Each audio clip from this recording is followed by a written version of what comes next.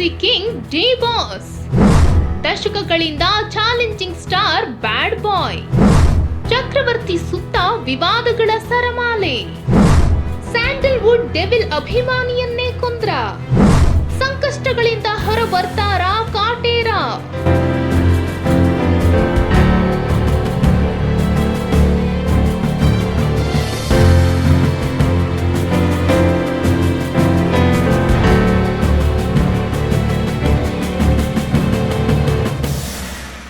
ತಲೆ ಒಡಿಬೇಡಿ, ತಲೆ ಹಿಡಿಬೇಡಿ.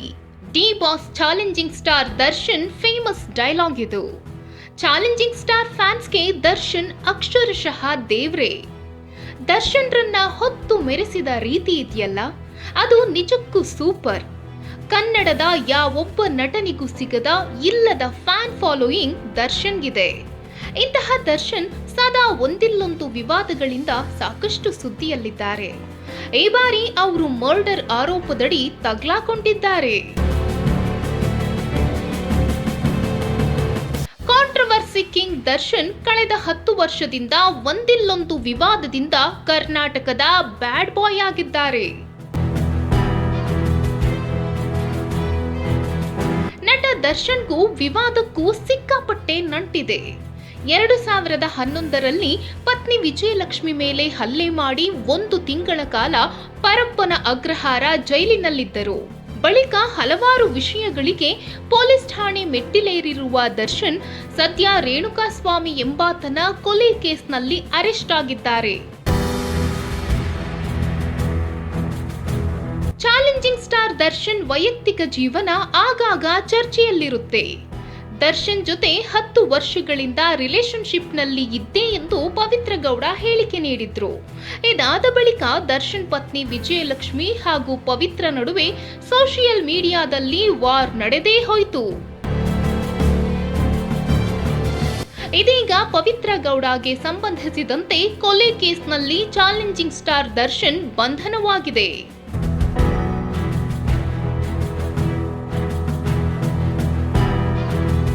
2011ರಲ್ಲಿ ಪತ್ನಿ ವಿಜಯಲಕ್ಷ್ಮಿ ಮೇಲೆ ಹಲ್ಲೆ ಮಾಡಿದ್ದಕ್ಕೆ ನಟ ದರ್ಶನ್ ವಿರುದ್ಧ ಮೊದಲ ಬಾರಿ ಕೇಸೊಂದು ದಾಖಲಾಗಿತ್ತು. ಪತ್ನಿಗೆ ಹೊಡೆದಿದ್ದಕ್ಕೆ 1 ತಿಂಗಳ ಕಾಲ ಪರಪ್ಪನ ಅಗ್ರಹಾರ ಜೈಲಿನಲ್ಲಿದ್ದರು. ಕೌಟುಂಬಿಕ ಕಲಹ ಹಿನ್ನೆಲೆಯಲ್ಲಿ ದರ್ಶನ್ ಪತ್ನಿ ವಿಜಯಲಕ್ಷ್ಮಿಗೆ ಮಾರಣಾಂತಿಕ ಹಲ್ಲೆ ನಡೆಸಿದ್ದರು. ಹೀಗಾಗಿ ವಿಜಯನಗರ ಪೊಲೀಸರು ನಟನನ್ನ ಬಂಧಿಸಿದ್ದರು. ಇಷ್ಟೆಲ್ಲ ಘಟನೆಗಳ ನಂತರ ವಿರಸಗಳನ್ನು ಮರೆತು ಈ ಜೋಡಿ ಮತ್ತೆ ಒಂದಾಗಿತ್ತು.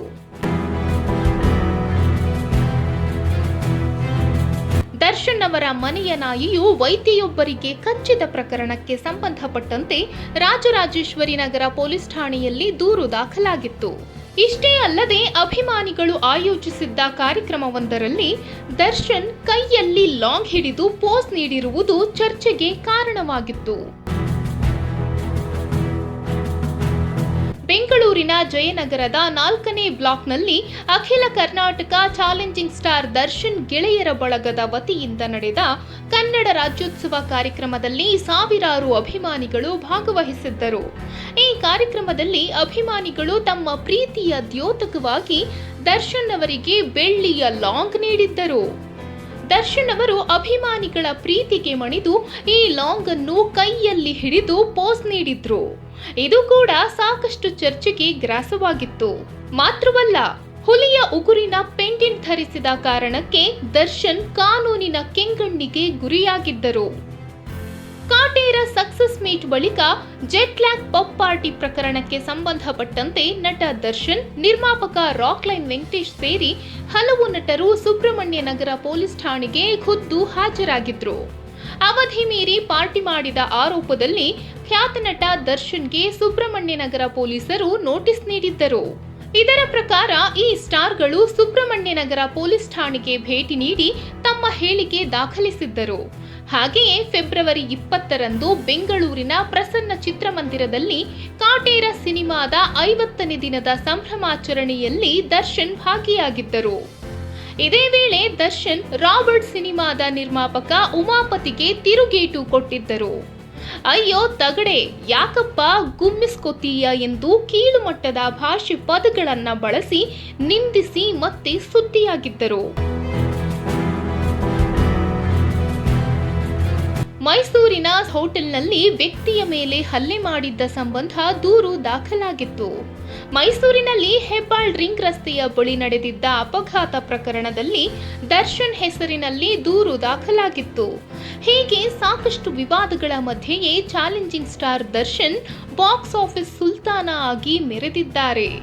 ಈಗ ಕೊಲೆ ಕೇಸ್ನಲ್ಲಿ ಅಭಿಮಾನಿಗಳ ಪ್ರೀತಿಯ ದಾಸ ಅರೆಸ್ಟ್ ಆಗಿದ್ದು, ನೆಚ್ಚಿನ ನಟನ ಕಾಂಟ್ರವರ್ಸಿ ಅಪಾರ ಅಭಿಮಾನಿಗಳಿಗೆ ಸಾಕಷ್ಟು ಬೇಸರ ಮೂಡಿಸಿದೆ.